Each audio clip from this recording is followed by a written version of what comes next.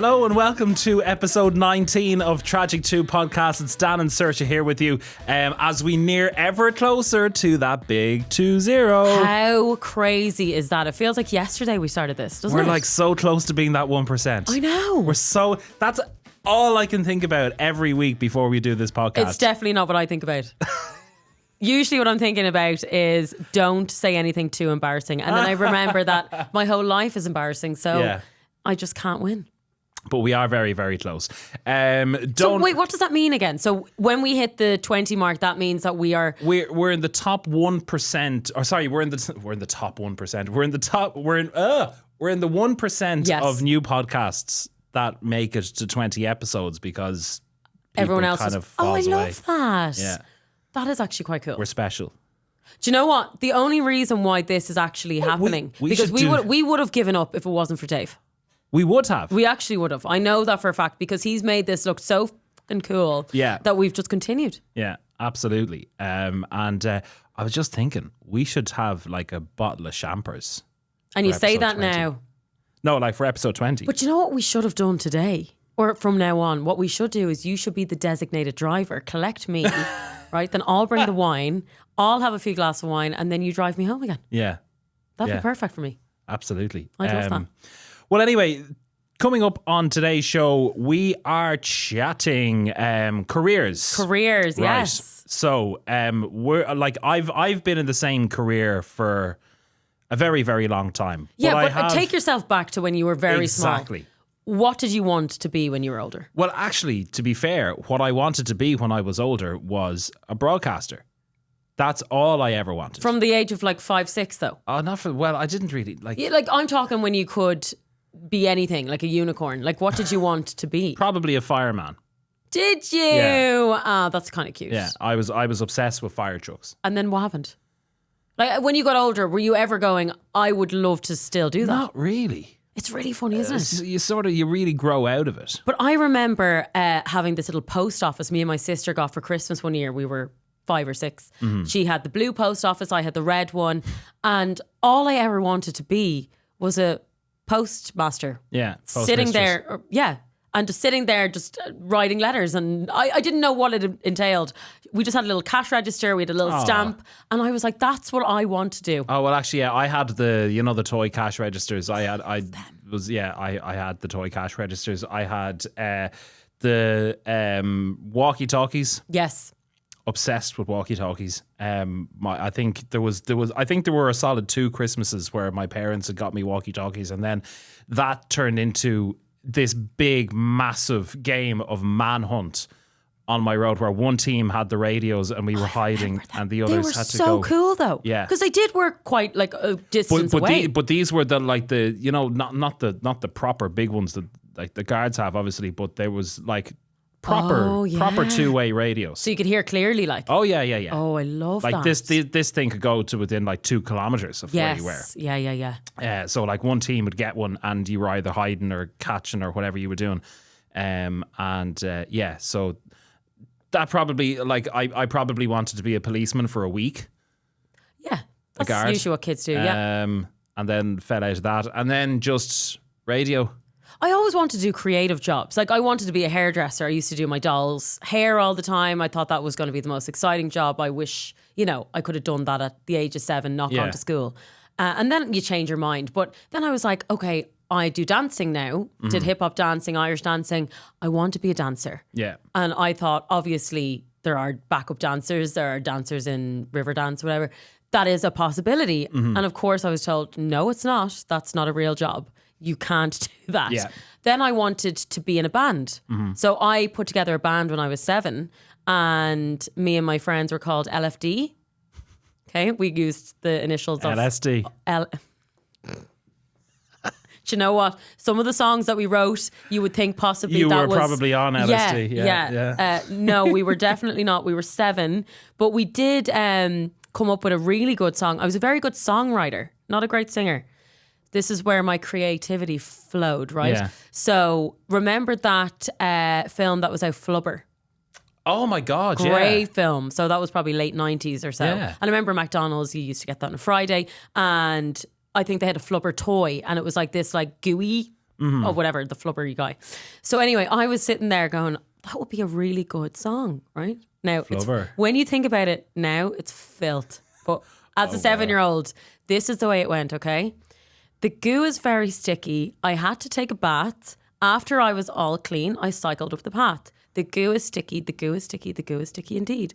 And we sang this song, right? So I think there was more lyrics to it. I can't remember the rest of it. They were the ones that I wrote personally for the band. Okay. So yeah, the goo is sticky. The goo is very sticky. Yeah, no, I'm kind of getting... And we were charging people money. You were charging people so money. when we were 7, we were going around telling people it's going to cost 5p to come and watch us at yard time. So we told them all to go home. Enterprises, huh? And we collected all these 5 cents, and then we got absolutely, like, literally, they might as well have pulled us out by the hair. They killed us because suddenly we were robbing money off all the kids in the school, and we were told to give it all back again. But I was like, I could make it as an artist now because I had my little recorder that we would record everything on our tape, like a little tape player thing that we would practice in the yard and sing into. And I was sure that I was going to be a singer in a band. Oh, wow. And then it all came crumbling down. So you had yourself a little mini hustling, a mini enterprise. We were pretty well known at the time. LFD. We were pretty well known. LFD were huge. We were the shit. They were. Telling you. This is way before the Spice Girls. Oh my God. But it was good. But I thought, right, I'll be in a band. Yeah. And then I started hip hop dancing and wanted to be a dancer. And that's what I had my mind set on. And again, that wasn't a career. You were the blonde girl in Limp Bizkit rolling. I was. And I just thought, like, she had the best job I've ever known. Yeah. Again, was she real? I don't know.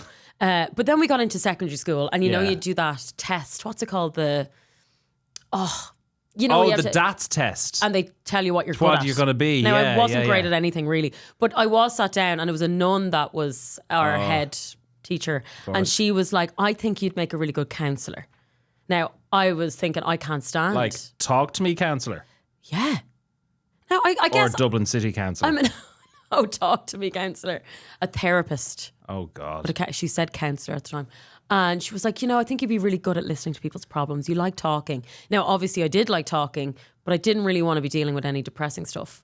I don't want to hear anybody else's. I have enough shit going on in my own head. I don't want to hear about yours. A therapist, but I don't want any of that depressing shit. Holy God almighty. I would have made a terrible therapist. Imagine you answering the phone call for Samaritans and it's sorry, no, you're too depressing. Good luck, bye-bye. Goodbye, I can't. No, I wouldn't be good at that job. Wept. But again, it was I knew that I liked talking. Now, that wasn't a job, obviously. There was no such thing as a job where you're just talking, like in my head. Yeah, that's what you would have thought. I remember babysitting one day, so this was maybe 15, 16, and they were dropping me home. And make a fortune off babysitting. Oh, I did actually at the time, yeah. And the babies were asleep, so you just sat there and ate food, which was great. Yeah. But I remember, I think it was a mom dropped me home. She was like, what do you want to do when you finish school? I was like, oh, well, I do know this guy. So we know a guy that I got into radio because of him. And he was working for FM 104 at the time. So he was a couple of years older than me.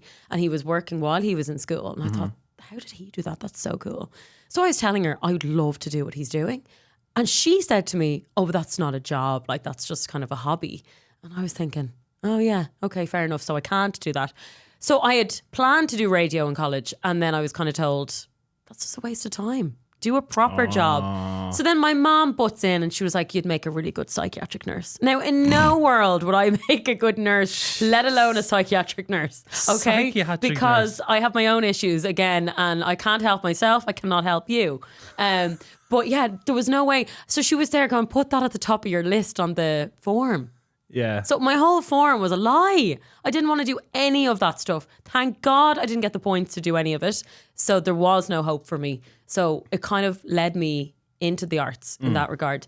But like, I think if we were born back in like the 50s, our parents' generation, there weren't any options. Oh yeah, no, you would have been working in a factory. Or you would have been working in a civil service. Civil service. And that was your life. And you did not have You'd have been a choice. answering phone calls. Yeah. And fast forward, like, can you imagine them thinking that their kids could make money on OnlyFans, more money than they could ever make, like just sitting in their room, selling their feet? Like, or never. Yeah. Like, it's mad. You can literally work as anything nowadays, but there just wasn't that No, our there case. wasn't that option back then. No. I mean, like I remember the DATS test, and always knowing that I wanted to do radio. Radio was the thing that I wanted to morph into. So I did the DATS test, and anyway, they come back with the results, and you get called into the guidance counsellor's office, and she goes, so, we've taken a look at your DATS test, and it's come to the conclusion, and so she's handed me back the paper. Politician. Oh, actually, in fairness, now you're opinionated. I'm opinionated, but like I looked at that and went, and you do love Eamon Ryan. You do love him deep down. You do. Sorry. And you would stand up there No. and you love Simon Harris as well. You do. We've had these discussions, Or is Dan. that you? He's married, okay? Or is that you? He's taken. You're Okay. his friend. He's my pal. He's your pal. He's my palaroo. Palaroo. Yeah. But I think you actually would you would actually make a good politician. You would, though. I think you would. A corrupt politician. But like when you were in school, did you ever think of going into history, politics No, area? never. Okay. Never. History, I was You also terrible could have been a with in rugby school. player. You have the build for a rugby I player. You could have been Keane Healy. I think my dad tried to encourage me to start rugby. yeah, but you see, you could have done that. I was just kind of like effort. I was told I could I have didn't been a like it. pianist. I didn't like it. Not What? is that what it's called? A pianist? A you know? pianist, yeah. Yeah, because I have very long fingers. I've got small hands and long fingers.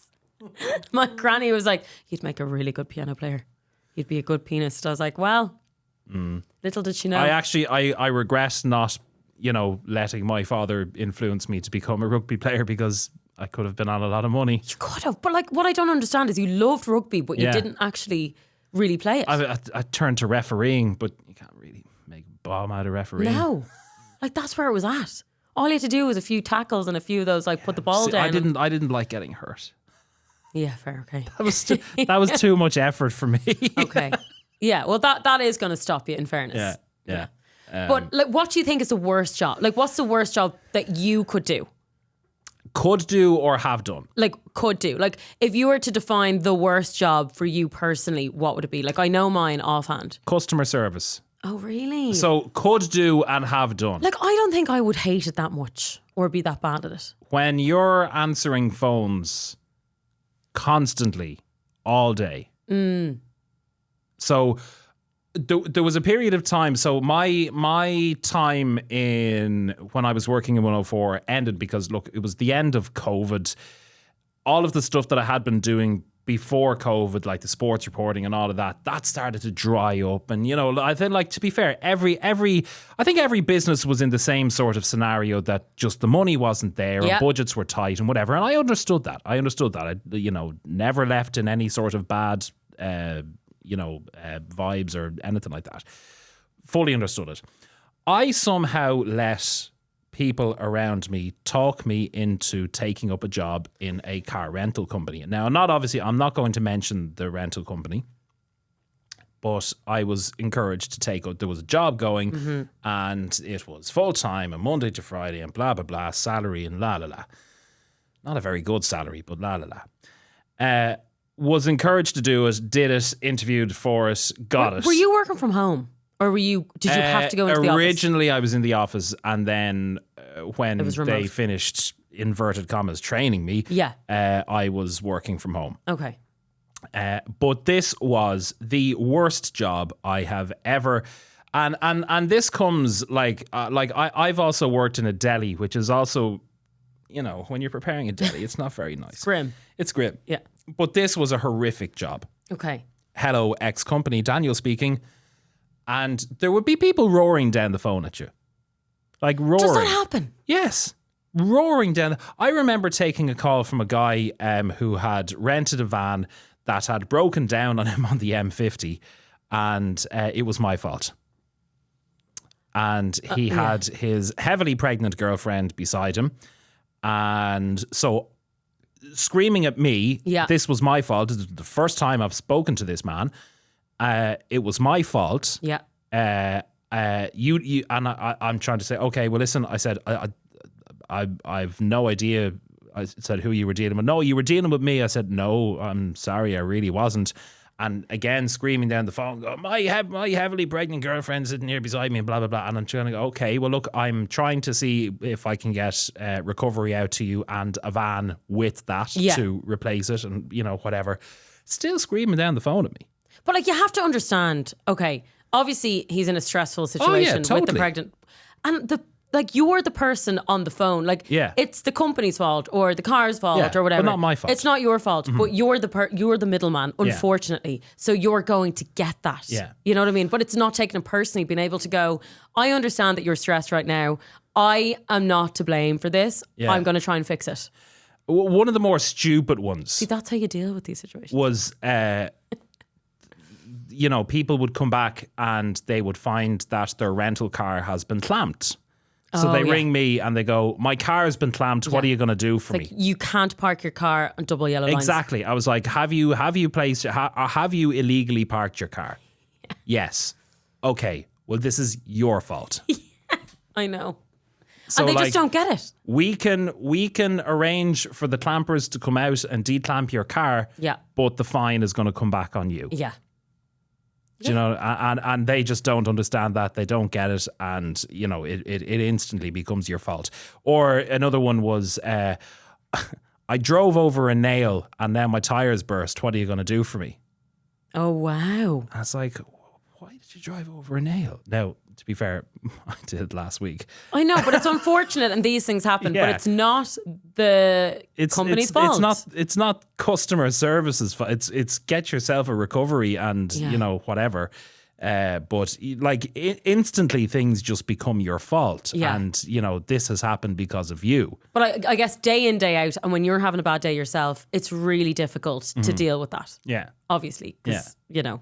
You need patience of a saint. I lasted 2 months in this job. Yeah. Because they hadn't actually trained me. They thought they trained me. Okay. They gave me a manual and they told me how to answer the phone and whatever. But they never told me how to take bookings. They never told me how to, you know, sort of input, you know, the formula for quotes and, you know, all of that sort of stuff. So you're just expected to know all this? Just expected to know it. There's your manual. Just flick to whatever page it comes on. And I'm like, I don't know. No. Haven't a clue. Like, that's not okay. Not okay. But I'm similar to you. So I had left radio for like similar reasons. It was like during lockdown, and there was, you know, money wasn't there. I loved what I did, but I just thought, is this pandemic going to end? Is it just like we're dragging stories from like nowhere, trying to fill? And I felt like every day was just work. I decided years ago to do a drama teaching course. So I worked for a company teaching very young kids. And I was like, do you know what? I'll go back and do that. Regular hours. I will love it. I don't love it. You don't love it. I really don't love it. It's not great. I love kids. They're brilliant fun. They're very curious. They're really cute, let's be honest. But they just drain the life out of you. You need patience of a saint to deal with them. I mean, 25 4-year-olds at a time. And then you've got parents also watching you. Most of the time you don't have parents. You're in a crash, you're in a school setting, and those teachers are busy doing other work, so you're left with all of the kids and they're having tantrums. They want to sit beside you, they want to sit on your lap, they piss on your lap, and you have to deal with that. Jesus. It's just everything you can think of, and it's just really not a career that I would advise anyone to go in. I don't know how people work in a crash all day. That is one thing I do not know. They are underpaid and undervalued. And my God, it's the hardest job in the world. But my worst job would have to be an air hostess. I would hate it so much. Every day I would think I'm going to die. Can I just say, because I've got one of my best friends is cabin crew. Oh no, I couldn't. With Aer Lingus. She'd kill you for saying air hostess. Oh really? Why? Hi SJ. Cabin crew. Cabin crew. What's the difference? Air hostess, cabin crew. But you don't call them air hostesses. But an air steward and an air hostess. You don't even say steward anymore. It's cabin crew. But what's the difference? Why is that so bad? Because it's just air hostess. It just doesn't, like, it's cabin crew. I think air hostess is a nice term. Air hostess. Sorry, I'm not going to sing this podcast. Cabin crew. Cabin crew, yeah. Okay, so you're cabin crew. Okay, cabin crew. Do you never hear the captain? Cabin crew seats for landing. Cabin no, crew I don't listen to him. check I just think of death. I just think, is he okay? Does he sound mentally stable flying this plane, or does he sound happy? Well, to be fair, if you were working for an airline and you're doing there's emergency exits here and here, and in the event of the cabin running out of oxygen, masks like these will drop down from the cabin above your head. I know. And I could actually imagine you doing this action going, oh Jesus, this better not fucking happen. And I could imagine if it did, I would be hysterical. Sir should be out the fucking door. I would literally open the door. I would push open that exit door. I'd be gone, and then I'd be dead. Slide opens. No, but before that, I'd be so panicked. When I panic, which is often, I don't think before I act. So I just act, and then I regret what I do. So in a situation like that, I would just open the exit door, and I'd go, and I'd bring all of you with me because you'd get sucked out of the plane. Sucked out of the plane, yeah. No, but I've been in the seats, by the exit door. People love that seat. I do not love that seat. I don't need the extra leg room. I'm 5'1". It's not important to me. Yeah. I am not going to let anyone off that plane, okay? I don't want to be standing beside the girls or guys showing me the exit doors and what to do in an emergency. I don't want an emergency, please. Can we not see that? Let's just pass the wine, okay? This is not happening. Just give me the Xanax and the wine and just put me to sleep and then wake me up when we're there. Would you like anything from the trolley? Yeah, the Xanax and the wine, please. The turbulence, I would lose my shit, which I have done. I have literally gone up and knocked on the door. I have knocked on the door asking to talk to the pilot. Like, is this okay? I don't believe these air cabin crew people. I want to know from the pilot. Could you stop flying into the potholes, please? Literally. It would be my worst I have nightmare. considered cabin crew. I think I would enjoy that job. It actually makes me even though it's technically customer service in the air. I haven't gone on holidays in, I don't know, a year and a half. The thoughts of even going away now makes me feel sick. To go on a holiday, which should be an exciting thing to do. Yeah. I'm like, what if loads of people are going? And what if the plane is too heavy? And what if that person has too much in their bag? And what if somebody takes over the plane and hijacks it? Stop. And then I think, okay, everything's fine on the plane and we've taken off. There's something wrong with the left phalange. Yeah. Is the plane going up high enough? Why are you talking about your flange? No, phalange. Did you never see that in Friends? Oh, sorry. Where she has to get Ross off or Rachel off the plane. Yeah, that will be me. That is me. I don't like it. What do you mean you don't have phalanges? This plane doesn't have phalanges.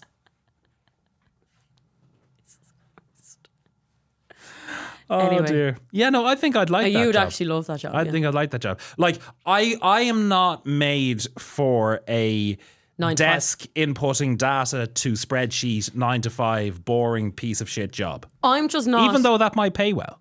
But like people say, I'm not designed to do that kind of stuff. Everybody will say the same. Nobody sits there and goes, I love doing a 9 to 5 sitting at an office. I can't work technology. So like I can't even barely send an email. I don't even own a laptop. I don't own a laptop anymore. Like I don't own one. I haven't a fucking clue what's going on. I genuinely don't know. We did an ECDL course in school and I failed. I failed it. How do you fail ECDL? Because I didn't know how to open the Word document. I didn't know. Double click on what? I was double clicking on Google. I was like, where is it? Jesus I was typing in Word document. I couldn't find it. Are you 80? Internally, yes, I am. Yes, I actually am. I don't know how on earth, because my dad is in the tech business. We grew up with a computer before a lot of people. I was on these sites with pedos on the chat. On the chat rooms when I was 12, talking to at the time clearly pedophiles that were out and out, and there was no regulations back then. I was there. You'd think I would have learned. Sorry. I learned nothing. What do you mean there was no regulations? I looked at the time was rotten.com, which I really shouldn't have looked at because it was traumatizing. Rotten.com. Rotten.com was all I did every day. I went onto chat rooms and watched rotten.com and that was it. And then from there, I don't know what happened. Good Lord. Yeah. Well, you see, numbers go over my head.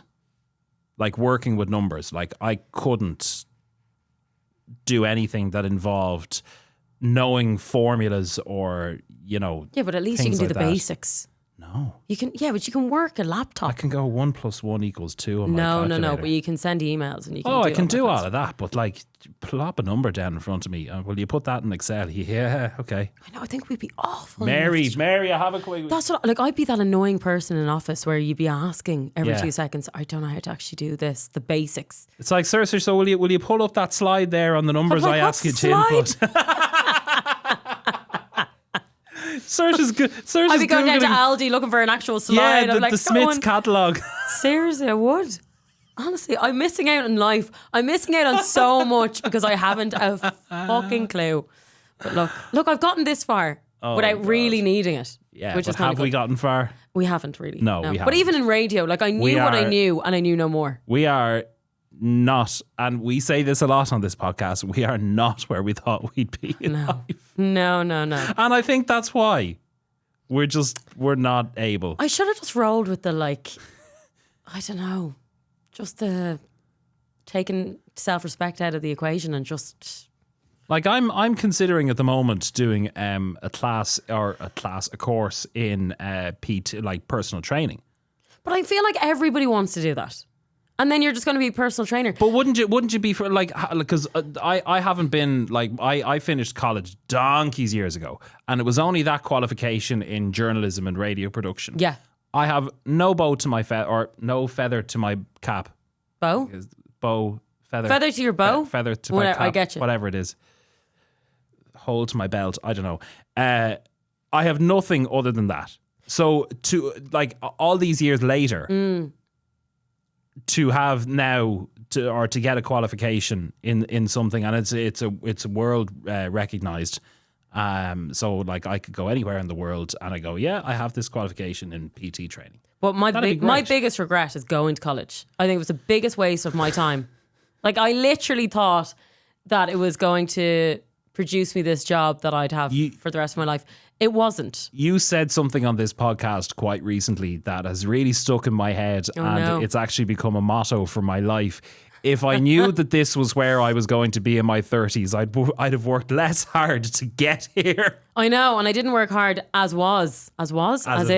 Yeah, but I didn't. I should have left We school at can't even 16. talk, and we're broadcasters. I should have left school. I threatened to leave school at 16, and I remember the only reason I didn't was because all my How friends were far staying did you in get? school. The front gate? Well, no, my mom said you can go. Like, Did you run away from home as well with a sack Didn't. around your... actually the best parenting she ever did was it was 16 or 17 you could leave school. I think 16. Yeah, 16. And I hated school. I never went to school, didn't do a tap of work. And she said, that's fine, you can leave. But when you leave, you're getting a job. Oh yeah, you're straight And into work. It was like and she gave me the option. You're either going to be a hairdresser, go train to be a hairdresser, or work in the supermarket. That's what your options are. So you can leave school, but you're not sitting at home.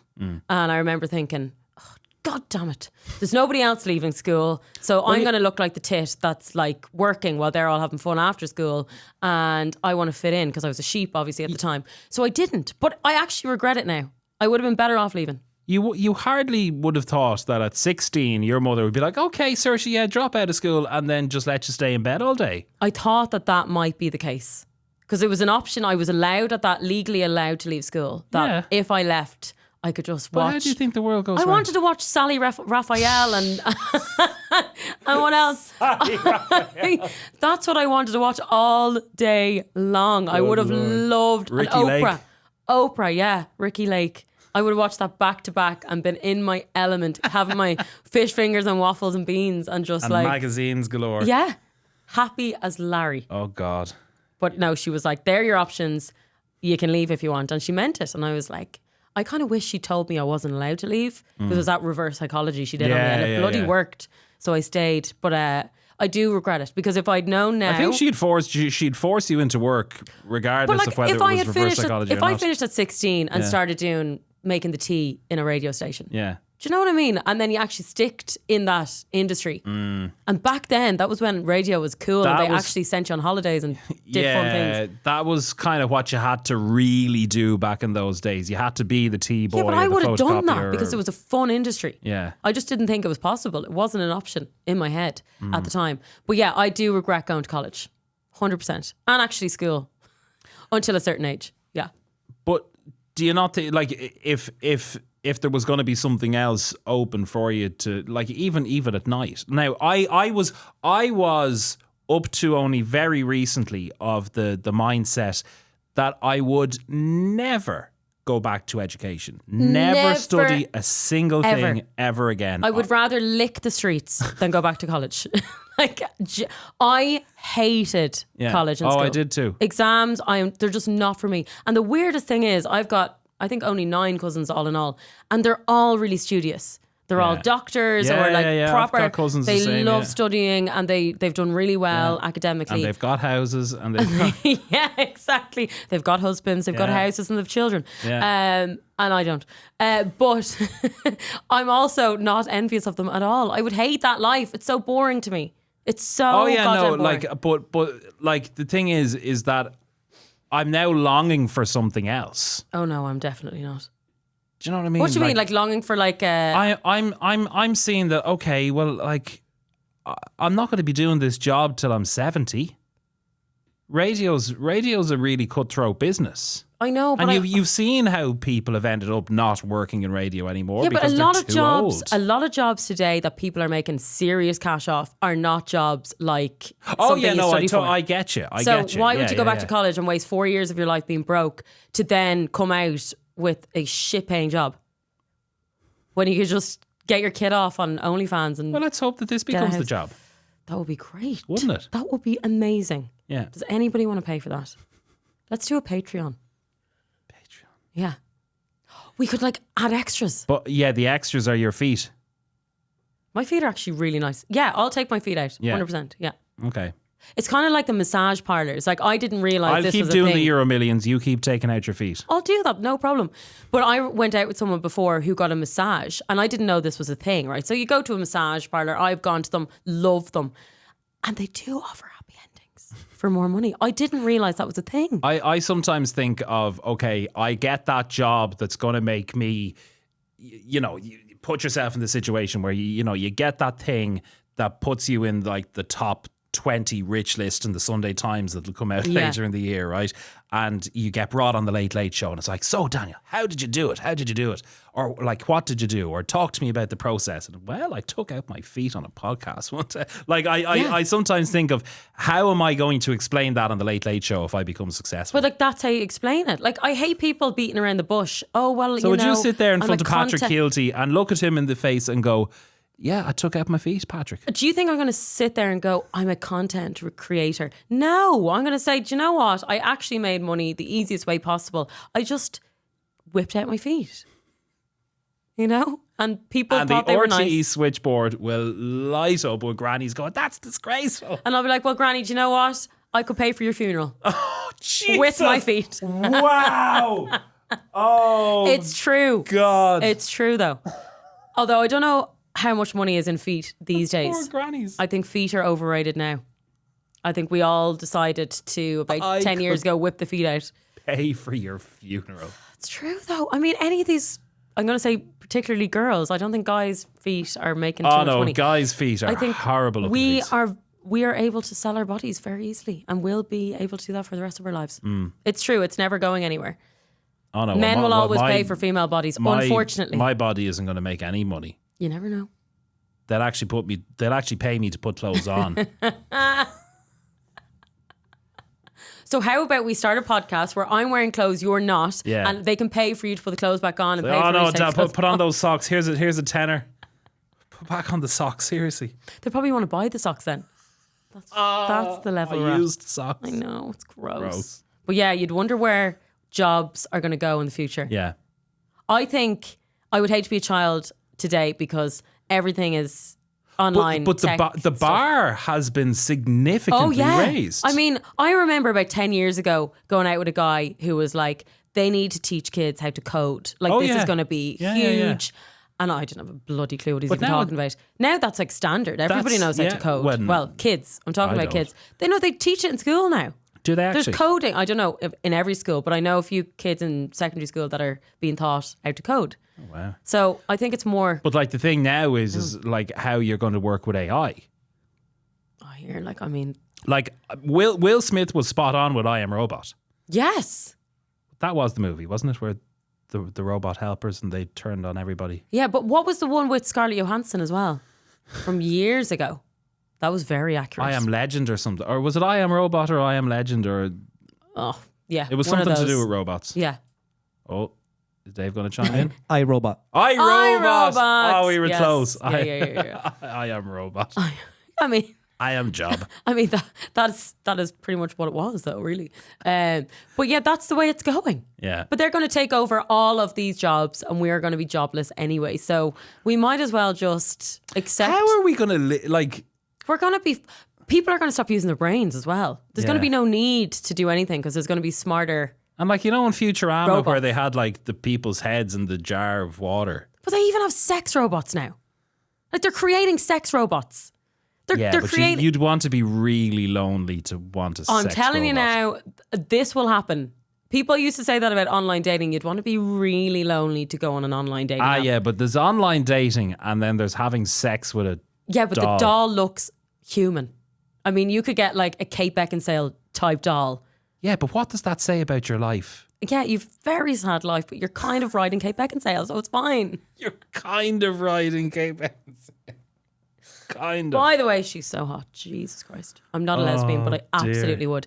But yeah, honestly, that's the way it's going. It is the way it's going. So what's the point in going to college? Don't go back. Just keep going forward because you're going to have to do nothing anyway. You're going to have a robot taking over any of those jobs that you're planning to learn about for 4 years and be poor. We recently took a walk in Clontarf where you went to school and you showed me your school. I could actually imagine you standing up in front of the 6th years next year going, college, Don't bother. Don't waste your time with Why college. would you be arsed? And that teacher, that lovely teacher that you met would be like, oh my God, I thought she was going to say something inspirational. No, I have nothing inspirational to say.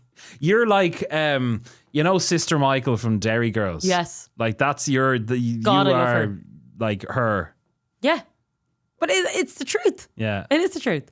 What is the point? Sorry, I'd say it's really hard because when we were doing the Leaving Cert, like there was the pressure and it was like college was like you had to go to college to get a job. Whereas how do parents try and force their kids to study now? It's like, okay, you could actually make money gaming. You could probably buy a house tomorrow, setting up an OnlyFans. Study so you can get a job as a engineer, okay, and get 40 grand a year. The world's always going to need people to work in banks. Nobody wants to do that. That's the job that you do because you feel like it's the only way you're going to get a mortgage. You tell that to the IFSC market every Tuesday. Why don't you work in a bank then? Because I can't work with numbers. Oh yeah, I forgot about that. Could you imagine me overseeing somebody's fucking bank account and then all of But a I sudden had a friend that worked in a bank about 10 years ago. I'm not going to say the bank. 3 times I think she was there for about 2 years. 3 times people ran in with a gun. Shoot, like, oh wow, hold up. you holding up, yeah. Not worth it. Like I'd be sitting there at the cashier's desk. Somebody'd be trying to lodge €1,000 and I'd put in €100 on the. Oh no, I couldn't either. Could you imagine? No. Sorry, I came into I lodged €1,000. No, sorry, it was 100. But you're still not getting paid well. You know what I mean? People in banks do get paid a respectable You'd want to be wage. very high up though, wouldn't you? I think it's a good wage. Still, it's so boring. You could be a pilot. I could be a pilot. Yeah. God, I'd no. love to see Could you you as a pilot. imagine? Would you get in a plane with me if I was a pilot? Would anyone get in a plane with me? Get in a plane with me. I wouldn't get in a plane. I'd be like, please, if you want to survive, get off now, Yeah. please. This is Captain Sursh speaking. Oh my God, no. Even though I'm sweating thinking about it. It's time to put your head between your legs. Like, you know the way people Kiss your arse goodbye. who are like really famous have private planes? Yeah. Like, you couldn't pay me to go on a private plane. Apparently, yeah, no, because the safety record no. on private planes is Absolutely really not. bad. I don't care if they've got leather seats and, the nicest food and alcohol that there is, Yeah. and you get massaged. I don't want any of that. Get me off it now. Yeah. I wouldn't go on it. Wouldn't go on a helicopter either. Yeah, Terrifying. no, I'd actually be scared shitless of a helicopter. Yeah. Yeah. Some people that love that stuff. Yeah. No, not for me. So it's just it's radio. and that's Look, it. it's we'll and, see and what hopefully happens. this podcast. Hopefully this podcast, yeah. Yeah. Definitely. If you'd like to donate money to us, please do. We could do Our bank account details are coming right across the bottom one of your that screen. we beg for money. The Beggars? no. Where you Beg for money? No, yeah, where you just put up a donate, a GoFundMe. Yeah, we'll put up a Beg GoFundMe. for That's what money. it is, though. Please help us out. Okay, we just want a mortgage. Actually, no, we don't. We want a house paid outright, to be honest. Yeah. Yeah. Yeah. So yeah, if you want to donate to us, that'd be great. I mean, like if I won €1,000 on a If scratch there's card, one, I'd be there might delighted. be one listener that's Yeah. minted. Yeah. If you're one listener that is minted, please get in touch. Absolutely. We And want your friendship and your love. you can... We won't use you. We promise. We will. Poor Dave can't get rid of us now. Okay, go on, wrap it. That is it. You can follow us on our Instagram page, Tragic2Pod. Get us on YouTube as well. Hit the subscribe button, and you can get all of our previous episodes there as well. I need an update. You need to sleep. I need to install updates. Right, that's it. We'll see you for episode 20. Bye.